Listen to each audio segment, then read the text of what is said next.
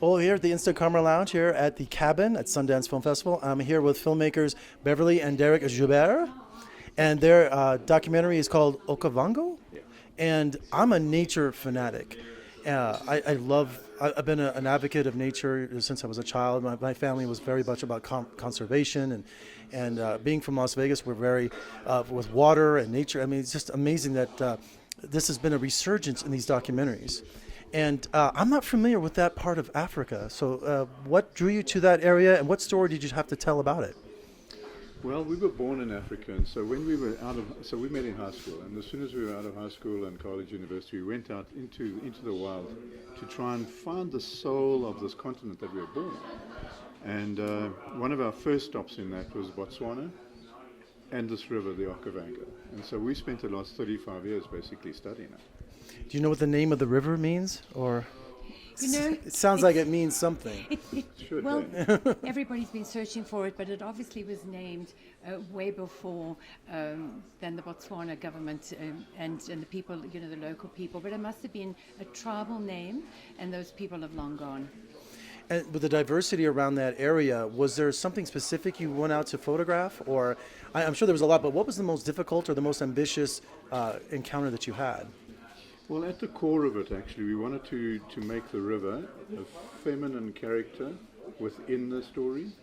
And so almost all of the imagery has got this river in the background.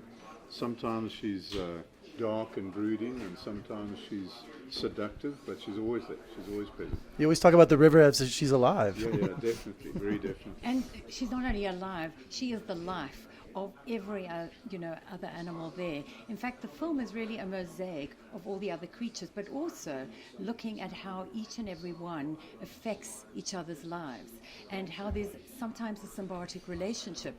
But we tried in the making of the film to always have an animal, so one character be the character and tell the story, but then hand over to the next, and that was a challenge at times.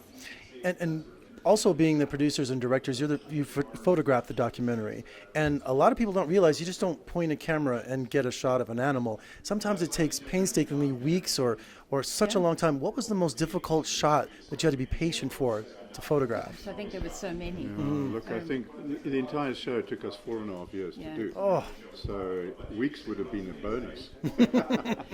For instance, shooting crocodiles underwater, incredibly challenging, and you have to wait for the coldest time of the river before you can, go diving. So that is, one of the challenges. We waited a long time to have the male lions interact in a way with the young. What do you call them? Yeah. The young savannas. And so that was a challenge as well. Also, we got the scene that I'd never really seen before. So we got a scene in there of this gigantic male lion who climbs up a tree and gets right up to the top of the spindly tree, and then can't turn around, and then struggles, and then can't come down, eventually falls down. So it's full of humor as well. Well, that's wonderful. I hear that hippos are pretty dangerous and territorial. They really are. But hippos also have an incredible place to play in keeping the river open. So wherever they go, they're creating paths and keeping those channels open, which is vital for the whole system. But so do elephants. And, often elephants get the bad rap of deforesting and denuding the area. But they really are a little bit like landscape artists, and they're crucial to the whole system. And basically, you guys say you were basically natives of Africa, but did you have a lot of local support, like local guides or people helping you too? Or is this a lonely endeavor, you two off alone with a camera? It goes, yeah. So we don't have guides because we live there, so we know it.